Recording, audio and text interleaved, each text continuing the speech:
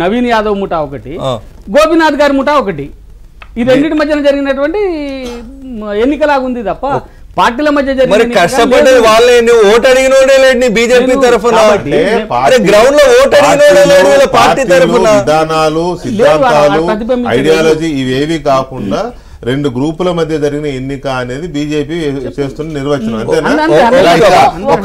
ఒక్కసారి బీహార్ కి సంబంధించి కూడా మాట్లాడాల్సిన అవసరం ఉంది. అయితే జూబ్లీస్ కి సంబంధించి హాట్ కేక్ ఎలక్షన్ కాబట్టి 4 రౌండ్లు పూర్తయ్యేసరికి దాదాపు 10,000 ఓట్ల ఆధిక్యతలో కాంగ్రెస్ పార్టీ అభ్యర్థి నవీన్ యాదవ్ ముందంజలో ఉన్నారు. గాంధీ భవన్ దగ్గర అప్పుడే సంబరాలకు రెడీ అవుతున్నారు. ఏదో కొత్త సంస్కృతి వస్తున్నట్టుంది. మహేష్ సరి తీసుకోండి, రప్ప రప్ప అని డైలాగ్స్ ఏవి వస్తున్నాయంట గాంధీ భవన్ దగ్గర.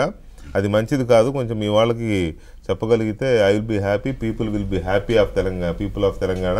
రైట్, ఎనీవే ఇక మనం బీహార్ ఒకసారి చూద్దాము. This is very condemnable. ఆ రప్ప రప్ప అనే దాన్ని మార్చుకోకపోతే వైఎస్ఆర్ కాంగ్రెస్ పార్టీ లాగా అయిపోతుంది.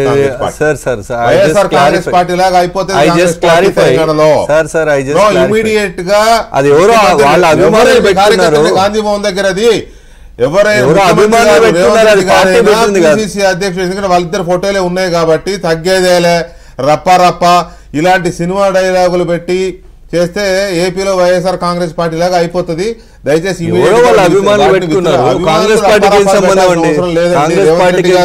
రేవంత్ రెడ్డి గారి డైలాగ్స్ చాలా ఉన్నాయి చెప్పాలంటే, అవి పెట్టుకోవచ్చు. రప్పరప్పలు పెట్టాల్సిన పుష్పాలు ఎర్రచంద్రం స్మగ్లర్లు కాదు కదా మీ వాళ్ళు. వాళ్ళు ఎర్రచంద్రం స్మగ్లర్లు ఏం కాదు కదా ఆ రప్పరప్పలు పెట్టడానికి. No, it should be remove. మేము రూలింగ్ లో అయిపోతారు రేవంత్ రెడ్డి గారు అండ్ మహేష్ గౌడ్ గారికి చెప్తున్నా నేను. దయచేసి వాటిని మార్పిస్తే మంచిదేమో చూసుకోండి. రైట్, ఒక చిన్న బ్రేక్ తర్వాత బీహార్ ఎలక్షన్ కి వెళ్దాం ప్లీజ్.